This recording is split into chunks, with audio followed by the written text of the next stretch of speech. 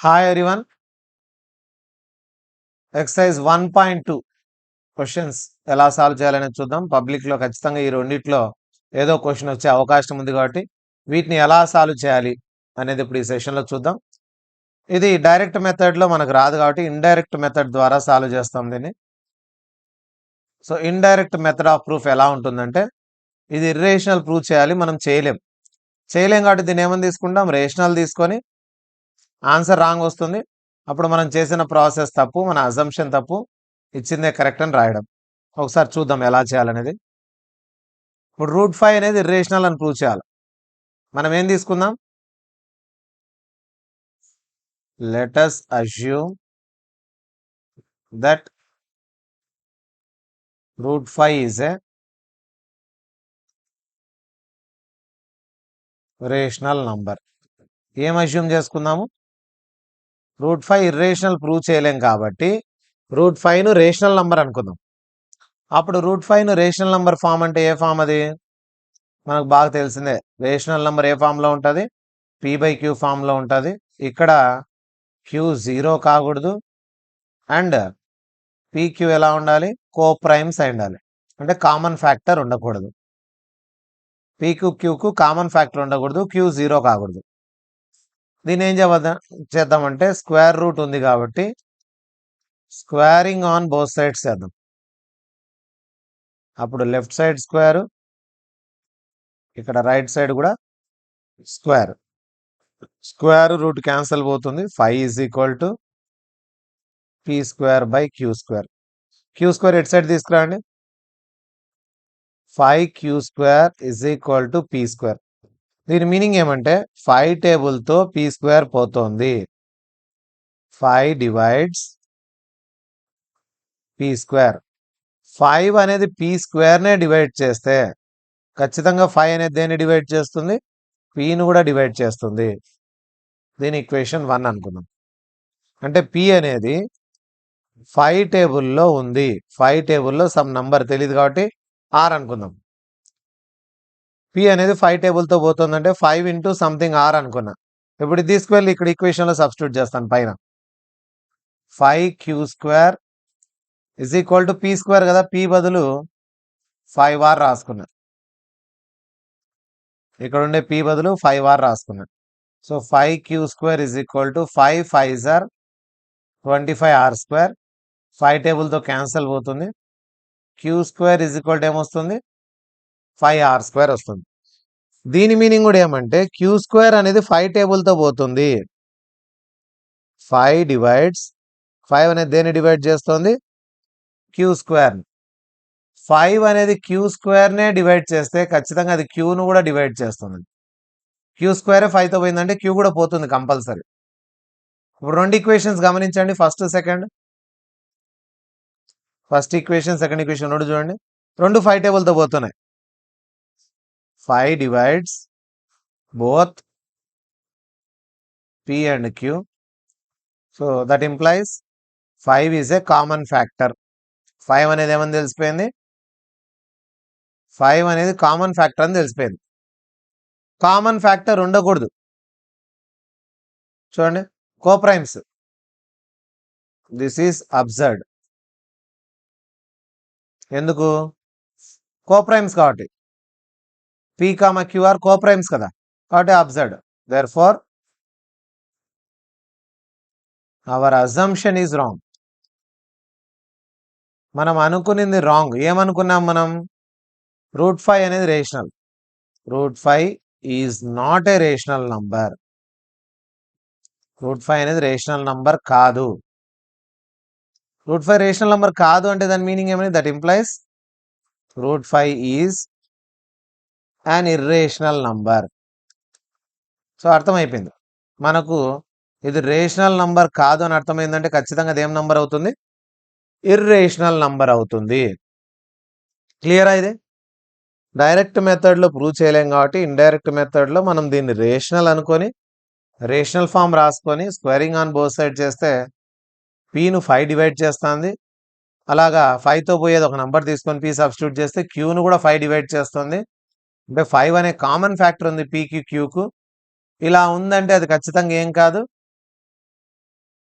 Common factor అంటే ఏమని, common factor ఉండకూడదని అని p/q ఫార్ములా. అంటే మనం తీసుకునేది తప్పు, వాడు ఇచ్చిందే కరెక్ట్, రేషనల్ కాదు, ఇది ఇర్రేషనల్ అవుతుంది అనేది క్లియర్గా అర్థమవుతుంది. సో వెరీ ఇంపార్టెంట్ ఇది పబ్లిక్ ఎగ్జామ్స్కు, చాలాసార్లు రిపీటెడ్ క్వశ్చన్, వాటి మోడల్ బాగా చూసుకోండి. దీంతో పాటు సెకండ్ క్వశ్చన్ 3+2√5, ఇది కూడా ఇర్రేషనల్ అని ప్రూవ్ చేయాలి. చేయలేం కాబట్టి ఏమనుకోవాలా, let us assume that 3+2√5 is a rational number.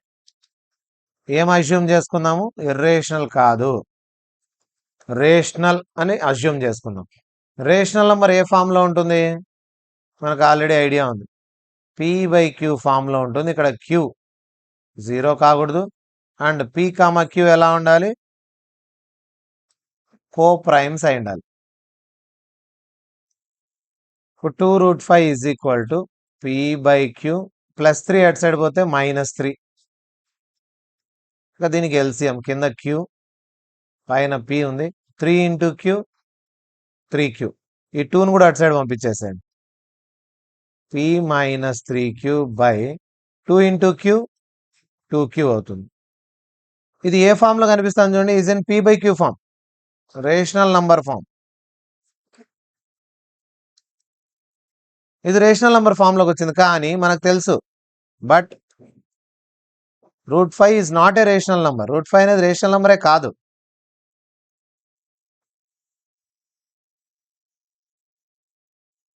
ముందు ప్రాబ్లంలో మనం సాల్వ్ చేసినప్పుడు అర్థమైంది, √5 అనేది రేషనల్ నంబర్ కాదు అని తెలిసిపోయింది. ఇది రేషనల్ ఫామ్లోకి వచ్చింది, కానీ ఇది రేషనల్ నంబర్ కాదు. Therefore our assumption is wrong.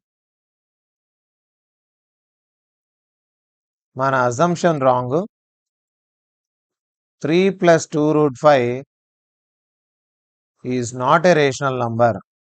అది రేషనల్ నంబర్ కాదు. 3+2√5 రేషనల్ నంబర్ కాదు. దేర్ఫోర్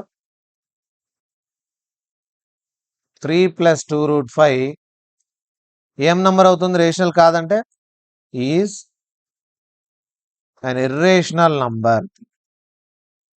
రేషనల్ నంబర్ కాదు, అది ఏం నంబర్ అవుతుంది, ఇర్రేషనల్ నంబర్ అవుతుంది అని క్లియర్. ఇది ఇంకా ఈజీగా అయిపోయింది, ఎందుకంటే √5 గురించి ముందే మనకి ఇక్కడ తెలుసు కాబట్టి దీన్ని చేసినప్పుడు చాలా సింపుల్గా ఈ ప్రాబ్లం అయిపోయింది.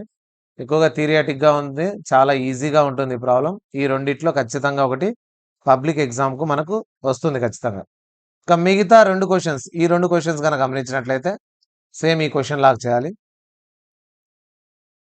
ఇంకా ఇక్కడ ఉండే లాస్ట్ క్వశ్చన్ సేమ్ ఈ సెకండ్ క్వశ్చన్ లాగా చేయాలి. నాకు తెలిసి మీరు ప్రాక్టీస్ చేసేసుకోవచ్చు. ఇది √5 ప్లేస్లో 1/√2 పెట్టాలి, √5 ప్లేస్లో 7√5, రెండు కూడా ఫస్ట్ క్వశ్చన్ లాగా. అండ్ ఈ లాస్ట్ క్వశ్చన్ ఉంది కదా, థర్డ్ది, సేమ్ ఇలాంటి 3+2√5 ఉంది కదా, సేమ్ ఆ మోడల్లోనే చేయాలి. ఒకసారి చేసి చూపిస్తాను చూడండి. 1/√2 స్టెప్స్ అన్ని సేమ్. 1/√2 ఏమనుకోవాలి, రేషనల్ నంబర్ అనుకోవాలి. రేషనల్ నంబర్ ఏ ఫామ్లో ఉంటుంది, p/q ఫామ్లో ఉంటుంది. స్క్వేరింగ్ ఆన్ బోత్ సైడ్స్ చేయాలి. స్టెప్స్ అన్ని అలాగే రాయండి. ఇక్కడ స్టెప్స్ రాశాను కదా, ఈ విధంగా రాయండి. కొంచెం ప్రాసెస్ చూపిస్తున్నా.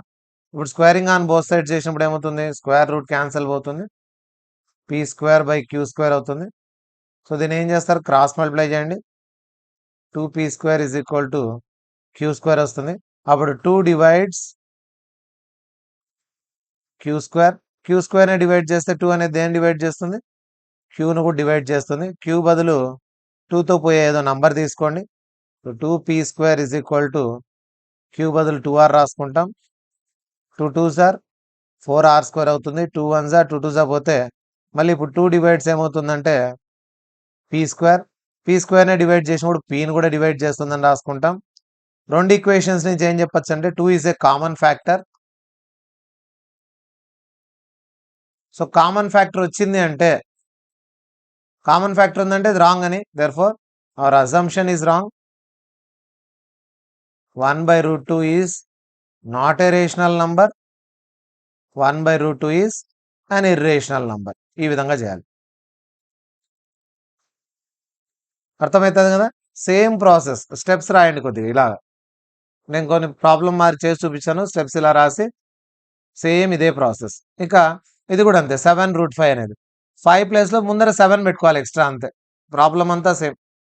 ఇక్కడ 7 వస్తుంది, ఇక్కడ 7 వస్తుంది. 7 7 సార్ ఇక్కడ 49 వస్తుంది, ఇక్కడ 49 వచ్చినా 5 టేబుల్తో పోతుందని రాసేయచ్చు. ఇక్కడ కూడా 49 వస్తుంది, 5 టేబుల్తో పోతుందని రాసేయచ్చు. సో 5 టేబుల్తో పోతుంది కాబట్టి సేమ్ స్టెప్స్ అంతా. 5 అనేది common factor. 7√5 is not a rational number, 7√5 is an irrational number అని రాస్తాం. ఇంకా ఇది సేమ్ దీనిలాగే 3 + 2√5 లాగా 6 + √2. ఇదేం నంబర్? రేషనల్ నంబర్ అనుకుంటాం. సో √2 = p/q + 6 అటు సైడ్ పోతే -6 p - 6 × q 6q/q. ఇది రాంగ్, ఎందుకంటే ఇది రేషనల్ ఫామ్లోకి వచ్చింది. Hour assumption is wrong. Therefore 6 + √2 is and irrational number but not a rational number అని రాసేసాను. సో చాలా ఈజీ క్వశ్చన్స్. ఈ 2 మోడల్స్ చేయడం వల్ల ఇటువంటి ఏ వచ్చినా కూడా క్వశ్చన్స్ మనం సాల్వ్ చేసేయచ్చు. So this is all about exercise 1.2. దీంతో మనకు చాప్టర్ 1 కంప్లీట్ అవుతుంది. ఎక్సర్సైజ్ 1.1 అండ్ 1.2 రెండు ఎక్సర్సైజ్ కూడా బాగా సాల్వ్ చేసుకున్నారంటే మీ పబ్లిక్ ఎగ్జామ్లో వచ్చే మోడల్స్ అన్నీ కూడా కవర్ అయిపోతాయి. దాంతోపాటు ఎగ్జాంపుల్స్ కూడా చూసుకోవాలి. కాన్సెప్ట్ అండ్ ఎగ్జాంపుల్స్ చూసుకోండి, ఈజీగా ఉంటుంది. మనకు concept and examples separate video ఉంటుంది. సో ఆ వీడియో కూడా చూసుకోండి, కాన్సెప్ట్ ఎగ్జాంపుల్స్ ఎలా అనేది. దాంతోపాటు ఎక్సర్సైజ్ ప్రాబ్లమ్స్ కూడా చేసినారంటే ఫుల్ చాప్టర్ కంప్లీట్ అయిపోతుంది. ప్రతి చాప్టర్ ఇలాగే ప్రిపేర్ అయితే మీరు ఈజీగా టోటల్ సిలబస్ను కవర్ చేసేసుకోవచ్చు.